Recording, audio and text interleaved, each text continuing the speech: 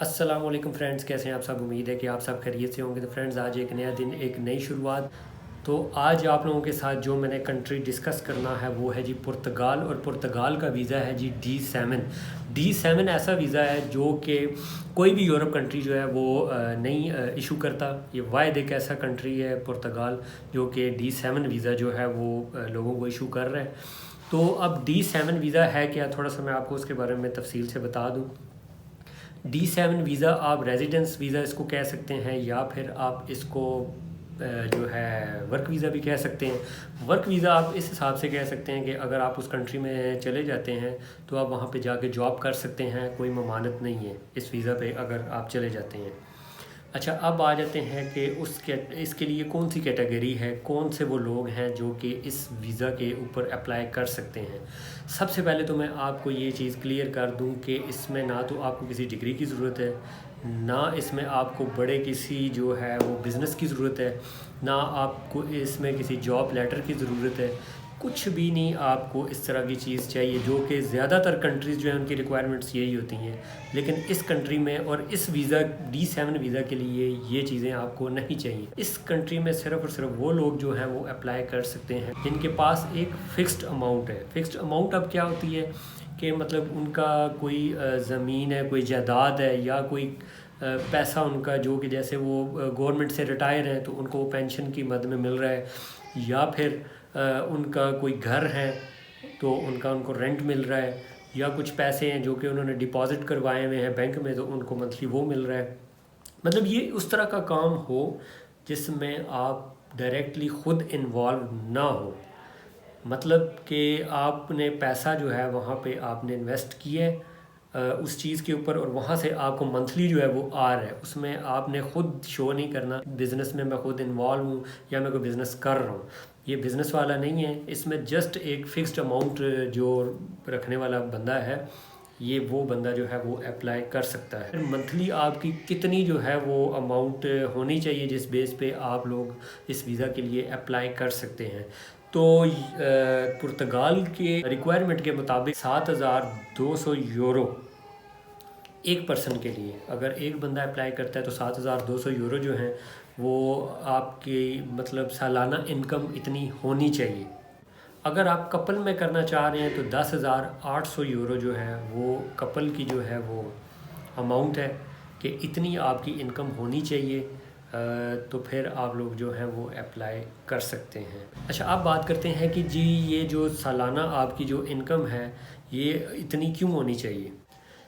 तो ये इस वजह से होता है जी कि ये उनको पता चल जाता है कि इस बंदे के पास इतनी अमाउंट इसके अकाउंट में मौजूद है, या हर महीने इसको इतनी अमाउंट आ रही है इसके अकाउंट में कि अगर ये एक साल, ये साल से ऊपर भी ये पुर्तगाल में ये बंदा रहता है तो ये जो है सरवाइव कर सकता है।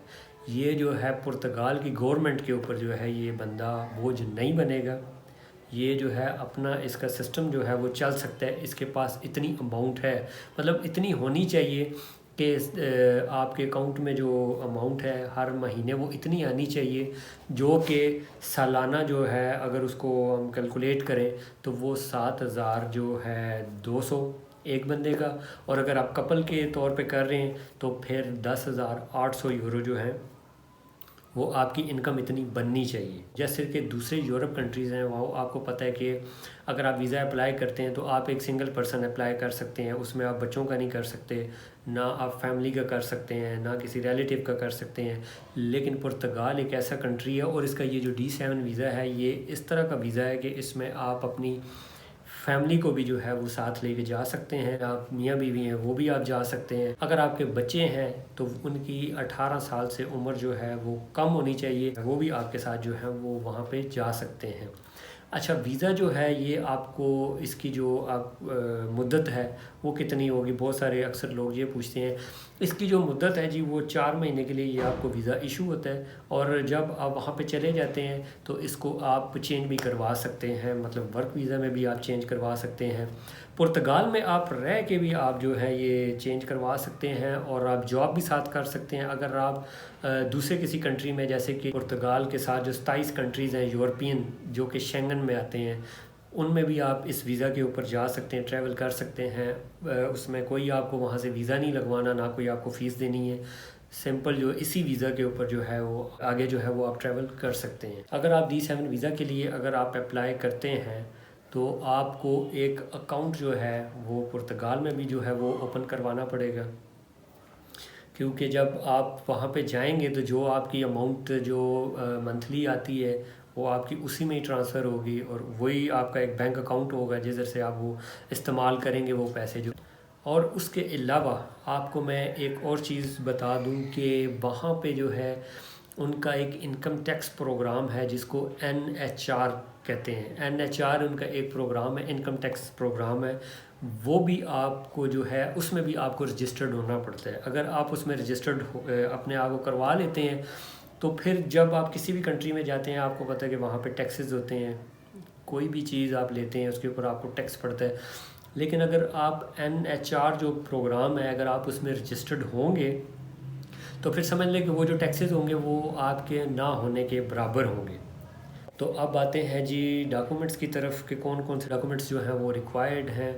तो वो भी मैं आपको क्लियर कर दूं कि जी सबसे पहले तो आपको एक नेशनल एप्लीकेशन एक जो फॉर्म होता है वो आपको जो है फिल अप करना है, जो कि आपको पुर्तगाल की जो ऑफिशियल वेबसाइट है वहाँ से आप वो डाउनलोड कर सकते हैं। और सबसे अहम चीज़ वहाँ पे रहने के लिए आपका क्या बंदोबस्त होगा, उसके लिए आपको होटल की या वहाँ पे किसी फ़्लाइट की या किसी भी जहाँ पे आपने जाके रहना है वो बुकिंग जो है वो आपने साथ मस्ट लगानी है, क्योंकि उस बुकिंग के बगैर जो है वो आपका वीज़ा जो है वो रिजेक्ट हो सकता है, क्योंकि वो बहुत ज़रूरी है। बुकिंग हो गई, इंश्योरेंस हो गई, आपका पासपोर्ट हो गया, आपकी पिक्चर्स हो, और नेशनल एप्लीकेशन फॉर्म जो है वो आपने लेके तो सबमिट करवा देना है। एम्बेसी जो है अगर पुर्तगाल की आपकी कंट्री में है, पाकिस्तान में, इंडिया में, कहीं इसमें ही अगर तो वहाँ पे वो एम्बेसी मौजूद है तो फिर तो आप उसमें जमा करवाएं। अगर एम्बेसी मौजूद नहीं है तो VFS जो है उसके थ्रू भी आप जो है वो अपने डॉक्यूमेंटेशन सबमिट करवा सकते हैं। वहाँ पे आपके फिंगरप्रिंट होंगे और अगर आपके वो तमाम डॉक्यूमेंटेशन जो है वो आपकी दुरुस्त होगी तो फिर हो सकता है कि आपको एम्बेसी से कॉल आए कंफर्म करने के लिए कि आप किस पर्पज़ के लिए वहाँ पे, क्योंकि वो चेक करेंगे, हो सकता है शायद वो आपको चेक करें कि ये बंदा किस पर्पज़ के लिए जाना चाह रहा है वहाँ पे। तो वो पर्पज़ जो है वो आपने उनको बताना है कि जी मेरे पास एक फ़िक्स्ड अमाउंट इतनी मौजूद है कि मैं वहाँ पे जाके अपना जो है मैं गुजारा मैं कर सकता हूँ, मैं वहाँ पे मैं रह सकता हूँ। तो फिर जो है आपको जो है वीज़ा वो इशू कर दिया जाए। तो ये जी था D7 वीज़ा।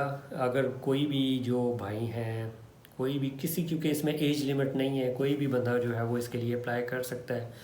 तो ये बड़ी अच्छी अपॉर्चुनिटी है जी आप लोगों के लिए। अगर आप लोग अप्लाई करना चाहते हैं तो D7 वीज़ा जो है, क्योंकि ये वाहिद कंट्री जो है ये पुर्तगाल है जो इस तरह का वीज़ा जो है वो इशू कर रहा है। इसके अलावा कोई यूरोपियन कंट्री ऐसा नहीं है कि जो इस तरह का वीज़ा इशू करे। तो आप लोग लाजमी इसके ऊपर अप्लाई करें, कोई इतना वो मुश्किल नहीं है। जो बंदे एलिजिबल हैं, जो समझते हैं कि हमारी इतनी अमाउंट है जो इसमें मैंने बताई है, तो बिल्कुल आप ट्राई करें और वीज़ा जो है वो इंशाल्लाह आपका जो है वो हो जाएगा। तो लास्ट में जाते जाते जी जो मेरे नए फ्रेंड्स हैं देखने वाले, उन सब से एक ही रिक्वेस्ट है, मेरे चैनल को सब्सक्राइब करें, लाइक करें, शेयर करें। तो मिलते हैं जी नेक्स्ट किसी वीडियो में, तब तक के लिए इजाज़त दीजिए। अल्लाह हाफ़िज़।